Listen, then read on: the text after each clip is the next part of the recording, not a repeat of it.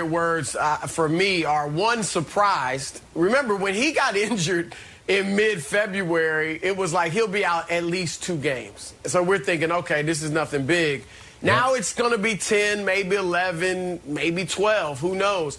So I'm surprised at this. The good news is that doctors are saying that it's not related to the Achilles. You know, I'm not a doctor. I'll just take their word for it. But that's good news if that indeed is true. The second word is concerned. And it's not just the injury, or it's not even so much the injury to Durant. I'm concerned because at some point, they got to get their big three on the court together. You know, what they're trying to do is already fairly unprecedented. You know, bring 3 superstars together and drop them into a lineup, and they win a championship right away. We saw Miami's big three couldn't do that. Remember, Elgin Baylor, Jerry West, Wilt Chamberlain couldn't do that. Charles Barkley, Clyde Drexler, Hakeem Olajuwon couldn't do that. And now they're going to do it playing just a handful of games. They got 35 games left. I would love to see them play 25 to 30 of them with their big three together. Now, I get it and I agree. Kevin Durant, more than any other superstar, can fit seamlessly into a lineup because of the nature of his game. Doesn't over-dribble, great jump shooter. Even his personality, he should be able to fit in. However, it's still an adjustment. And the role players have to adjust to having another superstar on the floor. Defensively, what's it going to look like? We already know that's a concern for this team. So that's my concern. Like, it's hard to imagine them playing 15, 20 games together as a big three and going into the playoffs and just running through everybody and winning the championship. I'm not saying it's impossible because they look fantastic, but it's hard to fathom and, again, wholly unprecedented. Well, look, guys, as the resident Nets super fan, I'm super concerned here.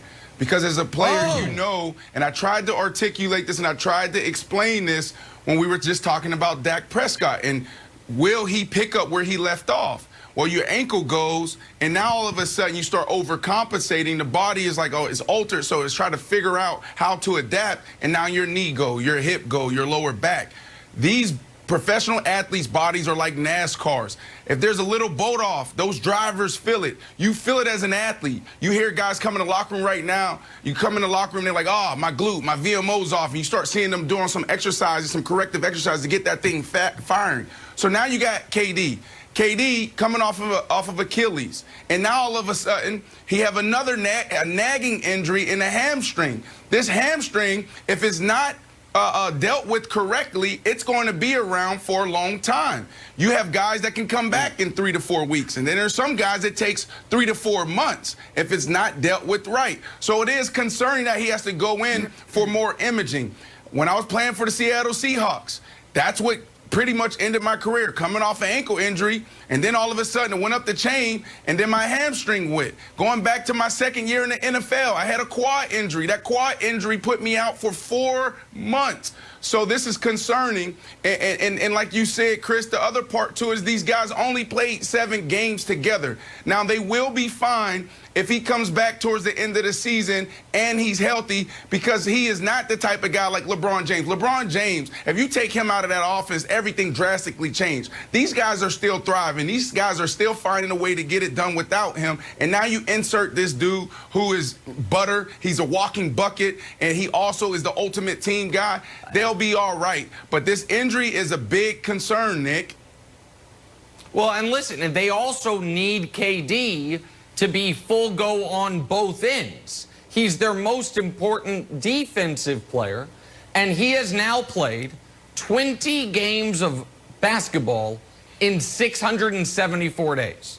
And so now we saw him when he started this season playing almost as well as he had at any point in his career, but it still is concerning. But yeah, like, I'm going to describe a team to you. This team was put together over the summer. Their second best player has a spotty at best postseason resume. They lack any form of rim protection. And their starting 5 has no minutes together to speak of. Who am I describing? Well, it's this year's Nets and last year's Clippers. And eventually, America's going to understand that what happened to last year's Clippers is the path the Nets are barreling towards. Now, not necessarily blowing a 3-1 lead in the second round. I'm not assigning that to them. But where they were ordained championship favorites without us ever getting to see these guys play together. That is very concerning. And so I do think that it is something that has to be discussed as a giant, not just a, well, let's monitor it, but something that has to start being factored into championship odds and start being factored into how good you think this team will become the postseason. Because, Wilds, maybe you disagree. If Durant's out, I don't think they can get out of round 2. But even with Durant, if they've played 12 games together, then I don't know if you can expect them to have the cohesiveness and continuity it's going to take to beat Milwaukee and Philly in consecutive series, much less beat the Lakers in the finals. Okay, so if Steve Nash came out today, Broussard, and said, you know what, we're going to shut down KD for the entire rest of the season. It's an imaginary world now. We're going to see him in the playoffs. I wouldn't be that worried about it for the reasons that you talked about it. A, his demeanor kind of fits in with like, all right, I'll do what I need to do. 2, his game sort of works with that. 3, he's a basketball savant. He can watch the games, and I think there's more chemistry there from him watching and playing with those guys before. He's played with Kyrie enough, buddies with Kyrie, and he played with James Harden in Oklahoma City. So I'm not as worried. I don't think it's a fair comparison to say like, this is like the Clippers when Kawhi and Paul George never had a history of friendship or playing together. So I'm not nearly as worried as everybody else.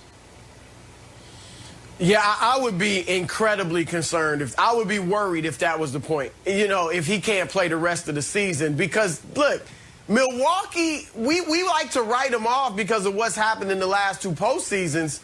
But they're not going to be easy. They're not just going to run through the Bucks. And Philadelphia, the same thing. True. So these are world-class teams that they're going against. I just have never seen it. Nobody's ever seen it, Wilds. Like to drop, they would have had 7 games together. And you're right. I said it. Durant fits in great. But that's unimaginable that a team could play 7 games together and win a championship. Because that's what it's about. It's not about getting to the Eastern Conference Finals. It's not about even getting to the finals, especially now you bring in a Blake Griffin. It's about winning a championship.